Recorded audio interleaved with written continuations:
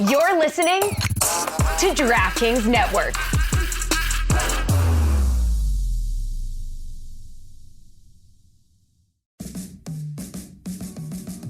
Welcome to the Big Suey, presented by DraftKings. Why are you listening to this show? The podcast that seems very similar to the other Dan Le Batard podcast. I'm sorry, I'm not going to apologize for that. In fact, the only difference seems to be this imaging. I have been tempted in restaurants just walking past tables to grab somebody's fries that if they're just there. That hasn't happened to you guys? I've done it. And now, here's the marching man to nowhere, Fat Face, and the habitual liar. You've heard me complain a lot in the last 3 years, Stugotz, about the pandemic just sort of exposing and speeding up some greed-related things that not only create like real problems between people who have money and people who don't, and the disparities of that have made me really feel for people who are struggling day to day. Because I believe on the happiness pie chart, if you're struggling with money every day or financial concerns, it can get really hard, no matter how spiritual you are, to be happy because there's just fear around you at all times about not being able to afford things. And things are getting more and more expensive in a way that's alarming. That, you know, a cup of coffee on South Beach is $9 now. And, when I see what's happening with streaming and how aggressive and fast it is, when I tell you I didn't see this coming this way, Right. The streamers being competitive about the greed when your leader is Netflix, which for a long time now has established itself as a company that's going to take all of its enormous profits worldwide and pour it right back into the business. Netflix now getting into the football game, if indeed Boomer Esiason's report is correct, that Netflix is going to get into the game, is making it so much faster than I thought. You're pricing out sports fans. You're really hurting sports fans who care about stuff by taking advantage of their addiction to teams and making it so they can get, the more you love sports, the harder it is for you to afford everywhere where your games are about to be, because cable is falling apart in front of you and it's getting splintered so much by competitive greed because Amazon and Apple and Max and Disney and Netflix, they all want the same things. They don't want to share the dollars with each other. They want to be the one or two winners so that they get all the dollars. And if you're someone, I guess to your point, on a tight budget, you're going to have to make choices. If this Netflix deal goes through where they get the Christmas Day NFL games, you will have NFL games next season exclusively on CBS, Fox, ABC, NBC, ESPN, ESPN Plus, Peacock, Amazon, and Netflix. I feel bad for sports fans. I feel this is going to get so much more expensive than cable. You're about to enter into a place where if you care about things, they're going to take advantage of your sports allegiances, your loyalties, and they're going to make it very hard for you to afford everything. And you still need the cable, because really big games are still going to be on over-the-top cable. FBI. And you can't access them on your streaming service without putting in your cable credentials. Presently, right now, and it's almost a principle thing, I am not subscribing to Netflix because I am doing the cost analysis on live streaming rights. Well, they brought on Monday Night Raw, which is a program you need to watch live if you're me. So in a couple of months, I'll be there. And then I officially have them all. Hell, I have like ones in South America. And how much more is that than you were paying? Like much more. Are you still paying for cable? I shudder to think like how much I am actually paying for my sports entertainment crazy. right now. Yes. I actually need to put it in calendars to unsubscribe when the season ends and then just resubscribe. What happened to the days where I turned on my television and sports were on it? That's it. I didn't know what sports. I didn't know if it was going to be good sports, but there were sports. And it was free. What happened, Dano? I don't know why I'm throwing it to you. Greed happened. Greed happened, and a whole lot of competitors to television happened. It's no longer 3 channels. It's more than 3 giants fighting over the fact that they no, you're addicted to this. There is nothing like sports, Stugotz. It's not just because this part is unique by itself for the business of what it is that they're doing. The part that's unique is sports are one of the very, very few places where people still gather around at an appointed time. They are not making a menu item. They're not doing this on their own time. You are doing it at the time of sports. That's why all of these entities are trying to get into live sports. But even beyond that, because that by itself is special enough, the emotional allegiances that people have to teams and games are unlike anything else outside of maybe music in entertainment. It's unlike anything else. You do not get, you've heard me say this before, for everybody who says the most exciting day of your life was when your children were born, not many of you were jumping up and down the way you were when your team scored the touchdown in the Super Bowl. Like you, however happy you think you were. I've never experienced that. However happy My wife and I jumped on the couch when Kyle Larson pulled ahead with 0.001. I swear. You both jumped on the couch? We both jumped on the couch, looked at each other, and it was on mute. It was on mute. We both jumped up. Sports are great. Love sports. I'm paying an arm and a leg for them. It's interesting because I would have paid if I had to for Caitlin Clark's first game tonight. Or I would have asked Mike for his password. I mean. And you can't look. And the WNBA has its own version of the League Pass. Yeah. It's only $24.99. Yeah. I suggest everybody go out there and support these ladies because you can watch every single game. You don't need any other app. You can watch the entire season. For the entire season. It's $24.99. Yeah. Everybody, come on, guys. All right, $24 more dollars gone, though. I'm in. Sign up right now. Okay. Let's do it on air. Let's have a drive. Everybody sign up right Whittingham. Hold on a second. Yo, chicken thigh. Text them. I'm in. You said I'm in. It's a $24.99. Let's see the $24.99. Here you go. Put it on. Let's see. Give it to Juju. Let him keep the change. Just give us your credit card number. Go ahead. Say your credit card number with your words to power amount. He's a don't lie. You know this. What's the CVV? Show me you downloading an app. Mother's maiden name. How do you have no shame? I don't know. It's just, we've rewarded it for too long is the problem. Like, you're saying I'm in and you don't mean it. Can I expense it? Coming out of the final turn. That means I'm in. We're in together. Well, you share the passwords. Share the passwords. Wait, Dan, are you saying you're not in? Ooh. Oh, man. You got to be an Bad ally look, here. Dan. Be careful. Jeez, So out of the final turn, Kyle Larson just decides, I'm going to bump this guy off of this straight away, and I'm going to win this. And they're just tire to tire, just pushing each other right to the finish line. You jumped on the couch like Tom Cruise and Oprah.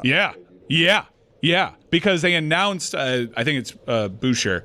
I probably mangled it. They announced him as the winner. Again, I was watching on mute. And my eyes like, no. Larson won that. And guess what? Tightest race in NASCAR Cup Series history. My eyes were right. I realized that Kyle Larson won that race by 1/100th of a second. No, 1/1000th. Yeah.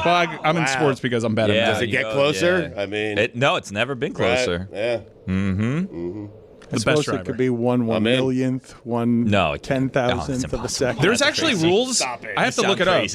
I have to look it up, but there are actually rules in place if it's an actual tie. NASCAR has rules. And keep in mind, this was in overtime. But what do you mean the rules? The rules is, hey, it's a tie.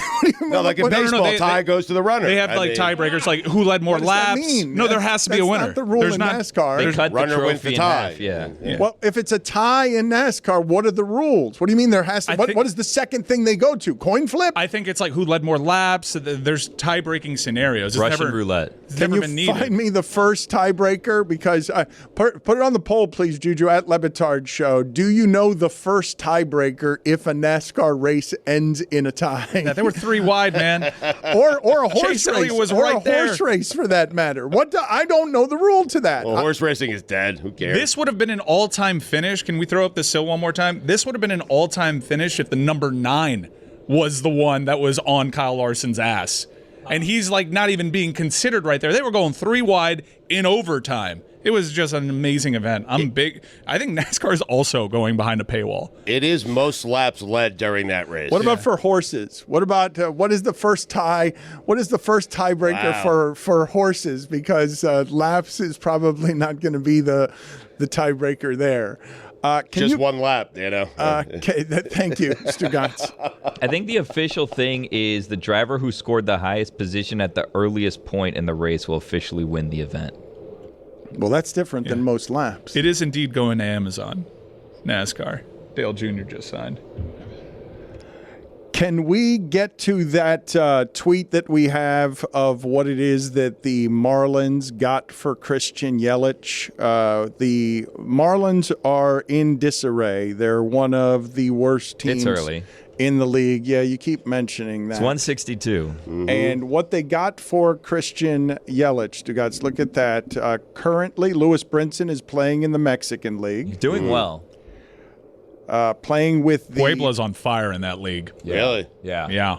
Should check it out. You've got a guy playing college football. You got a guy who's just committed. The head baseball coach at Dwyer High School. That's good. I've bet on Puebla 15 straight games.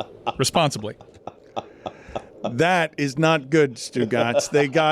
They had Christian Yelich on a cheap contract. They had him signed long term, and they traded him. And one of the problems, I know recently some Marlins fans have been saying that the present administration doesn't know what it's doing, but what they were handed in a farm system, given what they gave away to get that farm system, was not nearly strong enough. And on top of the injuries that they have right now, they don't exactly have a young future to look forward to either. Nightmare, and I'd love to get into all of that. Monte Harrison is playing college football. He's 28 years old, and he's going to Arkansas as a walk-on. That's the lead here, folks. He's going to dominate. Do not bury him. He's going to be amazing. There's a 28-year-old former, he played it. He had a career. Played in Major League. He had It's a not major fair. league career. I'm sorry. And now he's going to Sam Pittman in Arkansas. You can't be 28 playing against 19-year-olds. No. Brandon Whedon? I understand that the team Chris pays Wenke? you. You cannot believe that this guy who has not played football in a decade is going to come into an SEC team and dominate. Have you seen Monte Harrison run with his shirt off? Have you seen the SEC? Have you seen that man run with his shirt off? We've never. Good argument I like right that, there. yeah. What have you seen? WFAT. You've cited Winky and Brandon Whedon, and these. We've seen it at the quarterback position. I don't think we've ever really seen it at an outside skill position where someone in their 28-year-old body can out-physical someone. Let's ask the audience. Have you seen him run shirtless? What kind of analysis is that? Folks, Mother's Day is around the corner, and let me talk to you about 1-800-Flowers. I can't wait. Every year, it's a tradition. I send stuff to my mother, my mother-in-law, and my wife because they are 3 amazing moms. They're better than all your moms out there. You think you have good moms? No, I have good moms in my life. I'm just kidding. This was a little harsh. I'm sure you guys all have good moms too. From your mom to the mother of your children and all the moms in between, this Mother's Day, give back to the ones that have given you everything. 1-800-Flowers helps you celebrate all amazing moms, from homemade bouquets, sweet treats, gourmet food, and one-of-a-kind gifts, ordered easily and delivered fresh. For a limited time, you can save up to 40% off Mother's Day bestsellers at 1-800-Flowers.com/Dan. Don't wait. Order today and save up to 40% at 1-800-Flowers.com/Dan. Hey guys, it's Tony. I am very, very, very excited about the NBA playoffs. They have been incredible so far. Taylor, producer on the show, thanks to Game Time, took a 28-hour train ride to a Knicks game. Talking to Taylor, it was an awesome time, going to the game, feeling the energy of the Garden, and I really want to get out there to watch a game in the Garden. And you know how I do it? Of course, the best ticket app on the planet, Game Time. Game Time is an authorized ticket marketplace of the NBA, which makes getting playoff tickets even faster and easier. Prices on the Game Time app actually go down the closer it gets to tip-off, with killer last-minute deals, all-in prices, views from your seat, which is a technology I love, by the way. Game Time has tons of last-minute deals. You can save up to 60% off buying last minute for sports, concerts, comedy, theater. Take the guesswork out of buying NBA tickets with Game Time. Download the Game Time app today, create an account, use code DAN, D-A-N, for $20 off your first purchase. Terms apply. Again, create an account and redeem code DAN, D-A-N, for $20 off. Download Game Time today. Last-minute tickets, lowest price, guaranteed. Dan Batard. World War III. Stugotz. We're going to get that off the ground. World War III, Our group chat has a pretty good feeling about this one. This is the Dan Le Batard Show with the Stugotz.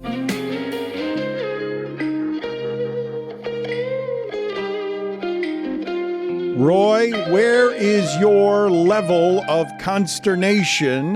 You are someone who is filled with a great deal of bluster and bravado. I generally believe you to be a liar when it comes to how much fear you will feel about the team in this market that you care about the most. You have not beaten the Boston Bruins this year. Last year, you beat them as an 8 seed. They were the best regular season team of all time. 3-0-2, Dano. Tonight you play a game, and this would be, if I were Stugotz, something that I would be calling a must-win, because I do not believe that you want to go 0-2 down against this team. Yeah, the team that always blows leads. Ooh. At home, you don't want to start 0-2 against a team that you're not that much better than. Yes, oh, wow. You know Whoa, wow. I wasn't strong enough on you, and I didn't want to pull the Dan Le Batard's a hoser card, but you're a hoser. What is this talent? Pasta. Okay, fine. They have a bunch of guys that were on fourth lines on other team. You're going to hit me with Morgan Geekie? What are you doing? We're way more talented. All I'm doing is that the last 2 years, the results, if you don't show me the roster and you only show me the results on the last 2 years, there's not a lot of difference between the results. But that's last year was last year. Wow. Boston's worse, less talented. Bergeron retired. All right, Patrice Bergeron is not walking through that door. Florida's better. Reinhart got better. Yeah. So, I understand points are points, but talent?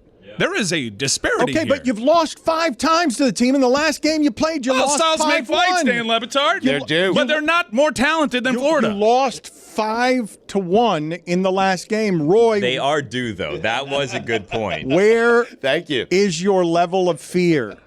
I'm even, Dan, as usual. Even. Right. All right, first of all, tonight we're going to have a better showing from Aaron Ekblad, because what happened in game 1 can't happen again. He was out there for... Thank you. He was out there for 3 goals. 2 of them was his fault.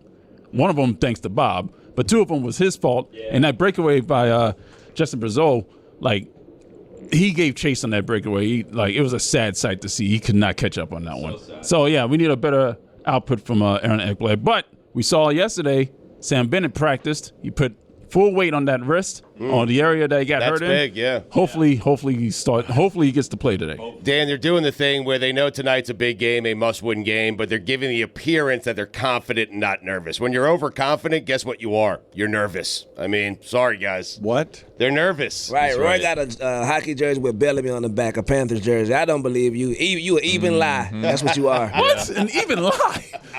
Wow, man. I want to go back to what Stugotz said. When you're overconfident, you're nervous? Yeah, it's true. Yes, yeah. You're selling your overconfidence, but you're really nervous deep down inside. False bravado. Yep. It's like a sports car. Yeah. Clearly you have a small penis. Yeah. I said I was even. I'm not overconfident. I'm even. Well, he's saying you're overconfident. He's describing you this as is overconfident being even? for Roy. I think what everybody's worried about is I think Florida's more talented. We don't have to get into the weeds on that, but here's what a great equalizer is. A hot goalie in the playoffs. Yep. You can get goalied. And right now, everyone's kind of worried about that. In watching that game back, Florida didn't have great opportunities. I thought what Boston was exceptional at was their defense was just all over the front of the net. There was nothing clean getting to Swayman. And you had to be perfect with your shots. We missed some open nets. Chucky wishes that he had that one back. But here's what can make me nervous tonight, because even if they lose 2-0, but we see some improvements, because Paul Maurice got way too cute with the lines, I thought. There were defensive breakdowns from your forwards that you do not see. Barkov is a Selke finalist for a reason. And him and Tkachuk, even though you'd love to see them play on the same line together, there's a reason why you don't see it. Defensively, out of sorts. Especially if Bennett ends up playing today. Tkachuk's probably going to be back on the second line and get back with him. I think what they have to do before the Swayman thing becomes a thing, because Swayman's never played this much, is the Florida Panthers are really excellent at making lives miserable for opposing goalies. You got to throw bodies in front of him. You got to throw him off his game. You got to have Nick Cousins doing Nick Cousins things. You have to do what Tkachuk did last year to this very same Boston Bruins team. Get under their skin, get in front of that net, and play Panther hockey. That was totally absent in game 1. Defensively, a mess. They were careless with the puck. Bob was careless, and he put Ekblad in a bad position. And then Ekblad had his worst game as a pro. Gustav Forsling, I don't think I've ever seen him play that bad.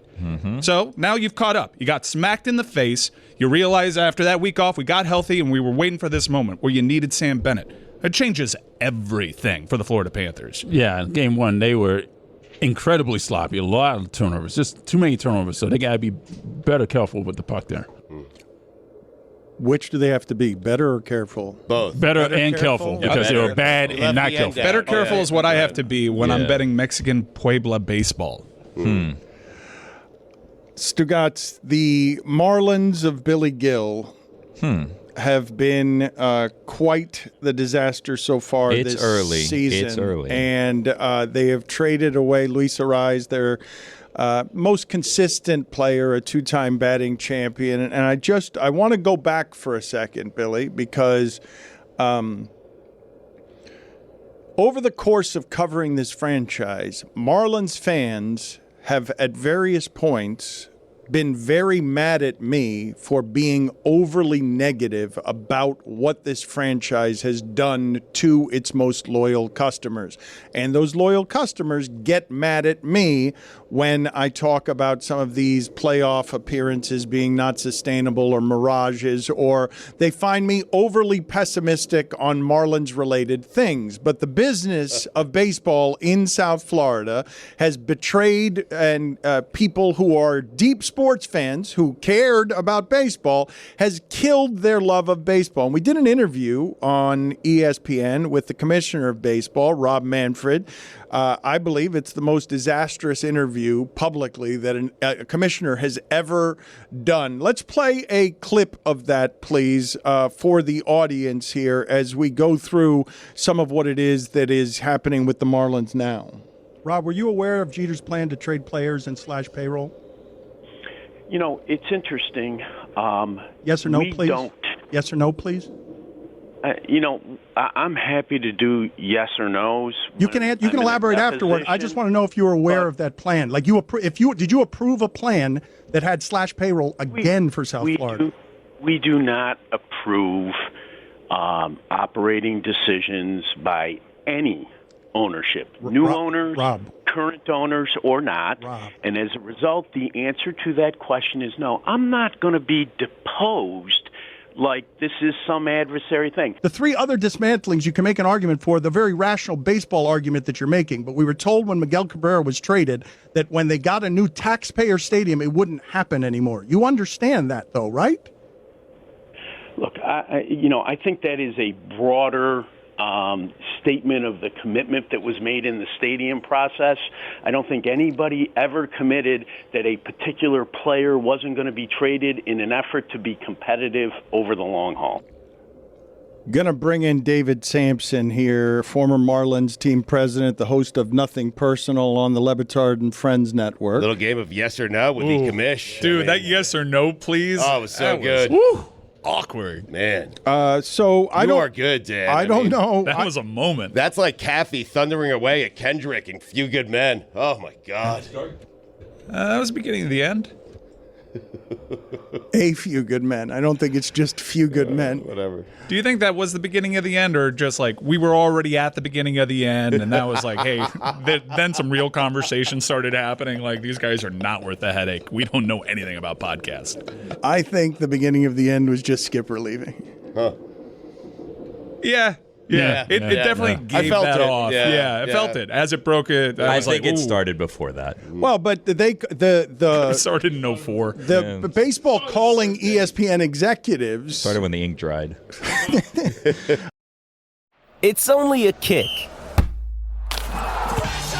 a jump, a block. It's only a serve. It's only a tackle, a run. It's only for the fans. After all, it's only pressure. You got this. Adidas. Dan Le Batard. Go pee-pee. Stugotz. Go pee-pee. This is the Dan Le Batard Show with the Stugotz.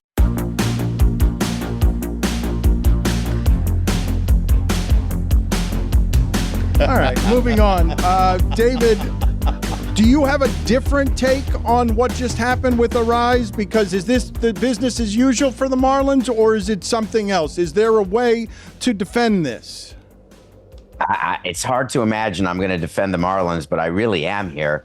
Explain to me who amongst you believes the Marlins had a chance this year, even though it was just May 3rd. The thought was the team got lucky last year in one-run games. It all came together to make the playoffs. If they started off well, they would have hung on to see if they can have magic in a bottle twice. But when they started off the way they did, it really opened the door for them to make moves earlier. I just couldn't believe they didn't save the payroll. But that said, starting to move pieces makes a lot of sense. You do understand, though, why it is the fan base would again feel hurt by the idea of I occasionally get attached to these guys and they're always leaving. I understand that, but I also would say that there's a lot of turnover on a lot of different teams. I think the bigger complaint is that the winning windows have not been as long as other low revenue teams where you can maybe have a 2 to 4 year winning window, notwithstanding Tampa, whose window is like a decade long, but most it's a 2 to 4 year winning window. And it seems that the Marlins are not able to do that. Though I would argue last year was not a winning window. It just became a winning year. And the rebuild that Jeter was supposed to do, now Peter Bendix is going to do. And I think you're at the start of a new section of rebuild. The problem is you've got some pitchers who are inexpensive now and really good and hurt. And then they're going to start getting more expensive and you're not going to be in your window. And that means you've screwed up the timing. I think the skeptical fan would look at it and argue, well, I don't think anyone expected them before last season to make the playoffs, right? They overachieved. They got lucky in certain instances, and they made the playoffs. However, with the exception of Sandy, you still had a lot of that core there, and then you had the opportunity. You went into the season knowing you're not going to have Sandy when spring training started, right? Then you had injuries and you lost more players, but prior to spring training, nothing was added. So you see this all kind of fell apart. You see that the pitching staff all got injured. They were decimated, and their solution was let's bring in the closer and have him become a starter. That was a disaster.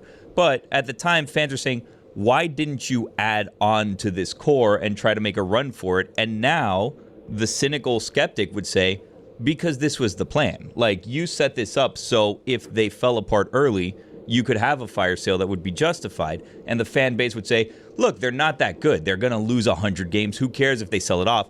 And in reality, had you added in the offseason, you could have avoided it being this disastrous this early and being able to pull the plug so quickly.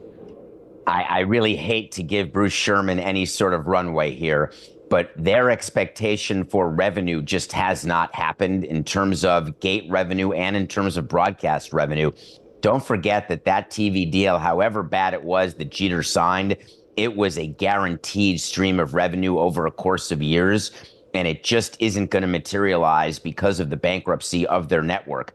And the second thing you have to realize is that there's a $10 million player coming that's being signed in 2026. You have a 3-year, $30 million deal with Giancarlo Stanton, and that money counts as payroll. So when you're looking at bringing in a long-term free agent, you have to think about where your payroll is going to be in 26 because it comes quickly. The chairman of Bally's did a podcast, and he talked about the A's relocation. What's important there? That the chairman, don't invest $1 of your money in Bally's. The chairman of Bally's did this podcast, and he was that's the number one takeaway. No, I'm laughing because Jeremy just physically hid under the desk because he's doing a bunch of work for Bally's. Where his paychecks come from. I don't think he's in today. What was it about sports that Bally's thought, like, I know we've been terrible at everything over the course of our lives here at Bally's HQ, but I really think regional sports, over-the-top cable television, is where we can turn this thing around. How is Bally's still around? They fail at gyms. They fail at hotels. They fail at TV. Where's Jeremy? How is this a thing? Let's ask somebody who collects their cash. Yeah, he's not here today. It's like having Pan Am just operate your regional sports. How did we let this? Who could have seen this coming? Who? I lost some college tuition when Eastern Airlines tried to make a comeback in Miami many years ago. And I thought, what a great idea. Eastern, they're going to make it back. You fell for that? I did. It's Firefest. It's like, oh, hey, you guys want to do Firefest too? You guys seem to love the first one. Yeah, we'll get you out of jail. Throw another Firefest. Bally's is just moving from, it doesn't even matter what industry it is. They don't know what they are. Let me just tell you. Like, what are we doing? How is this allowed? Here's why the interview was bad, Dan, to answer your question, is he was doing this podcast as the chairman, and he, first of all, it came out and he let it slip that John Fisher, in his mind, was already doing Vegas when he still claimed he had not decided or did not have permission to be in Vegas. Notwithstanding that, which is likely true, still doesn't mean the team's going to Vegas. What he was claiming is that Bally's and the land they have in Vegas, it is going to be an outstanding investment for Bally's because they've got 9 acres for a baseball stadium out of 36, and there's going to be millions of people and tourists, and it's going to be a huge boon to the rest of our development, which, by the way, we're not able to finance now because we're doing projects in Chicago, et cetera. And by the way, we're not sure where the stadium's going to go on those 36 acres. But by the way, baseball is played in the summer when there aren't a lot of other things going on. It's the downtime in Vegas, according to him. Clearly, he's never been to Vegas. There is no downtime if you've ever been to the pool parties or everything else going on in Vegas. So he just came off as misinformed. And when you're looking to invest in a company or decide where sort of a company should be in the pantheon of buy, sell, or hold, he just did not exude the sort of confidence that I would have liked. And that's the point of earnings calls, as an example, which is what Disney had yesterday and what companies do quarterly. It's what Bally's was doing by doing this podcast, just sort of giving an indication of where they are. It's you're talking about your company, your vision, and you're trying to get people to buy into your vision. And boy, I was not buying in after that podcast. Is there any world where the Vegas thing falls apart or the A's are just stuck in Sacramento for an extended period of time? Yeah, Billy, there is. You know why? Because a huge part of the land is owned by Bally's. Because this is the only profit they see is we're just going to have this empty lot gain value. How do we keep giving Bally's more things? It's like having the Arena Football League do your taxes. It makes no sense. Not that. How are they still around? Show me where they've worked. All right, Mike, settle down. It's not like having the Arena Football League do your taxes. It is absolutely that. Too far. It is. It's like having the Rock take out my appendix. It is. Or run a football league.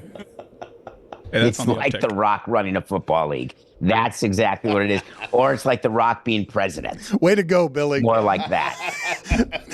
We were rolling, Billy. I've got a way to get Jeremy. Dandy Bear. Now supermarkets.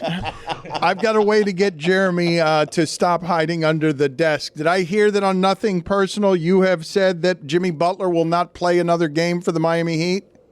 I did. That is an official wait to see from Nothing Personal. I watched the Pat Riley press conference at the end of the season. A, he reminded me of a grumpy old man, and it made me sad.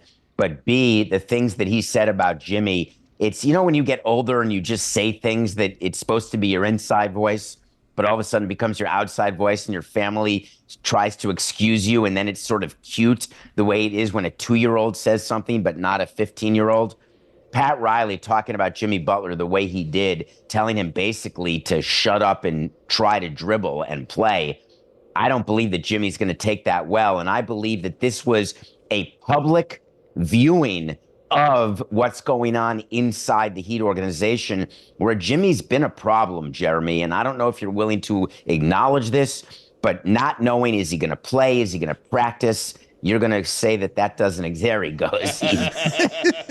Boy, that's journalism for you, Dan. That was a no. No, he's hiding. He's hiding from me because he doesn't understand why he's catching your shrapnel here. What do you think happens? What do you think happens with these regional sports networks? Do you think Bally's is like, well, let's just sell it to Sears? Well, no, they're actually trying to sell it to Amazon. Not Burdines? Their plan, not Burdines. They do already have deals in place with Amazon. The timetable on that is TBD, but in terms of when it'll roll out. You know what kills deals? Time.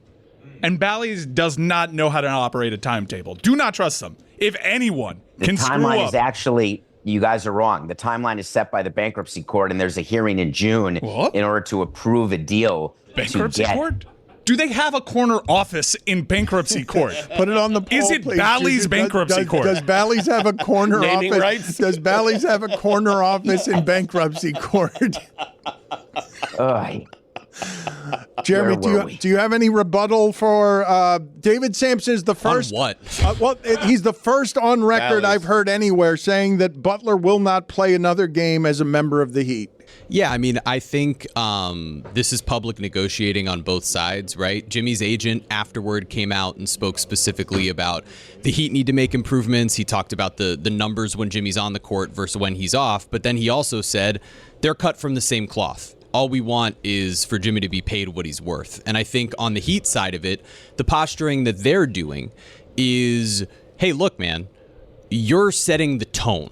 Right? If you're going to take nights off, if you're going to sort of load manage, if you're not going to play through every bump and bruise as Pat Riley expected from players in the past, then some of the other players on the team are going to take the same note. And the Heat dealt with more starting lineups this year than anybody in the NBA that had a winning record. It's the most starting lineups they've ever had. And so it's not just Jimmy missing games, it's several guys missing games. But he's looking at the guy who he called the biggest needle mover on the team, not his captain, Bam Adebayo, but Jimmy Butler, the needle mover, and saying, hey, set the tone in this way. It's public posturing between both sides. I still think ultimately he's here playing basketball in Miami next year. But I think they'll consider anything. He did flatly say, no, we won't be trading Jimmy. In fairness, he but could that's still, what you say. Yeah, he also may not trade Jimmy, and Jimmy still may never play another game for the Heat. I also like or a handful. It's like Circuit City having the rights to the Academy Awards. It never made sense. It's just a name. Quite the Freudian slip there when you said missing games and made it missing James, because what they do miss is LeBron James. It was a lot easier back then. What do you make, David, of the WNBA not only getting Disney Plus certified and having a deal here where you're going to get some support from one of the major money players, but also the team's flying now in a way that's vastly more professional because they're going to have chartered planes? When I was back in my day, I was able to get on commercial planes and have NBA teams with me. The first time I ever visited a Major League Baseball player, they were sharing a room with another Major League Baseball player, and this was not that long ago. The NBA players were flying commercially through the 80s. 1987, I think, was the first time an NBA team flew charter, and that may have been the Pistons. So it's funny that this is what the players want. I understand they're saying security and they're saying comfort and convenience. I get it. It's $25 million they're going to spend before they get a sponsor, except I've done these sponsorship deals. You pay more to fly privately than the amount of the sponsor deal. It's a big expense. And at the end of the day, it's going to shorten the amount of time that players will have to make more money, meaning lengthen. When you're negotiating a collective bargaining agreement, you want money for your players. Well, the WNBA is going to say, we spent more money on your creature comforts. Now we can't increase the minimum salary, or we can't increase the maximum salary. So I think it's a mistake for the players to have wanted this so badly, because at the end of the day, it'll just come out of their pocket. But why would it be a mistake? They need to fly better and take care of their bodies and have comforts and then negotiate something when the time comes to negotiate. But right now, they're getting something, and they're getting it without having yet negotiated it. Oh, but you were right up until the end. So the fact that the WNBA is agreeing to do charter flights for the players, that is a part of a negotiation when it comes to CBAs. The fact that they did that, and there will be a dollar amount associated with it. And I love it when players want creature stuff. Baseball players fought for a chef in the clubhouse. like we give a crap. I know if there's a chef in the clubhouse. You've told me that, but So, we're not collectively bargaining everything right now. This You is are, though. This is a victory. This is a victory. You're saying Right, it's an not a absolute victory? because, brother, you know how many hatred emails, tweets that go out to Brittany Griner? You know what they deal with going through these airports? These ladies are vilified. They all the time they're come at. They also attack, brother. Like, this is a big win for the WNBA no matter who you are. I don't give a damn if it costs $10 billion. Let's keep these ladies safe because what they have to endure is already more than terrible. What he's saying, though, I think, is that in the future collective bargaining, this may be you winning a battle, but you're losing the war because later on they use this against you and say, well, we can't raise your salary that you want because that money's gone towards this instead. That's the reality of bargaining. And Juju, of course, safety is what matters. And obviously, you do not deserve any sort of bad treatment, no matter where you are. But flying privately does not all of a sudden take away the opportunity for people to treat people badly. You can find them in the hotels. You can find them as you're getting into the hotel or as you're getting into the stadium or during the games. There are ways, as you know, big league players get impacted all the time by racism and hatred. It doesn't end because you fly privately. But David, what's going to happen here is they are cashing a lottery ticket early. These TV rights are coming, and so they get to mortgage some of that now because they get to live a better life now than the one they've lived because the TV money is about to pay for all of this. Are you sure? I mean, where are you getting that from? What do you think, David? No, that's a fair question, though. Are you sure? Look at the ratings numbers. But spending it before you have it is a dangerous game. No, not if you know you're going to get an amount of money that dwarfs the amount of money you have ever had in this realm, because they're about to cash in. You can't tell me they're not about to cash in because the numbers that they're doing are crazy, and the streaming services are going to fight for those numbers. But David thought the Marlins were going to cash in on a TV deal, and then even the deal that they signed, now the company's gone bankrupt. So, Dan, which company? Which company would that be? Circuit The one City. that's always going bankrupt. How are they winning bids? How do they have money? What is this business plan? It just hijacks the whole segment. Yeah. I don't even know where we were. David, the Knicks. Yes, sir. The Knicks. The Bockers. Big game tonight. The Mecca. Brunson. Your thoughts? If you think the Knicks aren't winning the series, you're not paying attention. Of course, they're going to beat the Pacers. Then the NBA doesn't care if they beat the Celtics because one of them ends up in the finals, and that's just fine. What's the movie you're reviewing, David? Can we review? Has anyone in the room seen Unfrosted? No, that's that's a Jerry Seinfeld thing, right? Well, I'm going to have to carry the water on this. I love Jerry Seinfeld, the fact that he was directing a movie and it was going to be about the start of Pop-Tarts, and I love the frosted cinnamon, the brown sugar Pop-Tarts. I love the strawberry Pop-Tarts. I love the low-fat Pop-Tarts. I don't toast them. I eat them raw, put them on top of dry cereal with peanuts and wasabi peas and some sort of spicy mix. Wait a minute, what? You're ruining Pop-Tarts. What is that? That is a very common meal for me.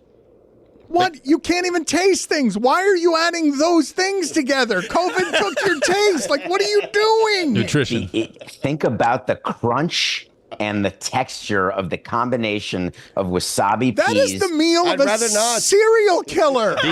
Did you do this when you could taste, or is this like a new thing? No, this is an old thing. Okay. And so I still do it because it reminds me of days gone by. Wasabi peas with Pop-Tarts. What kind of breakfast is that? Dry cereal and peanuts and a other special kind of mix that you buy that has some those spicy little orange things. I can't remember what it's called. I think they call it, it's that. But then there's another one. I know what the wasabi peas are. That's You're crazy. a maniac. You're That's a like lunatic. having a hotel chain become a lifestyle gym chain, becoming a regional sports chain. Not going to let that go. Huh? What is Unfrosted? How'd you feel about it? It was doo-doo? It's a movie that Jerry Seinfeld directed, and it's terrible. And you would have expected some sort of humor that would have made me smile. You would have expected him to be good or the movie to be interesting because the story of the Pop-Tart could have been cool. Except I laughed out loud. A total, if your over-under was 0.5, take the under. There wasn't even a guffaw. I managed to smile, and it's only because there was a moment during the movie that I saw how much was left, and I'd passed the halfway point, so I knew that I was close to the end. That was my only smile. It's a disappointing debut for Jerry. Skip it and just eat the Pop-Tart. Put it on the poll, please, at Batard Show. If you've gone halfway through a movie, do you feel like you have to finish it? At Batard Show. Nothing Personal is the name of the podcast. Thank you, David. Good talking to you.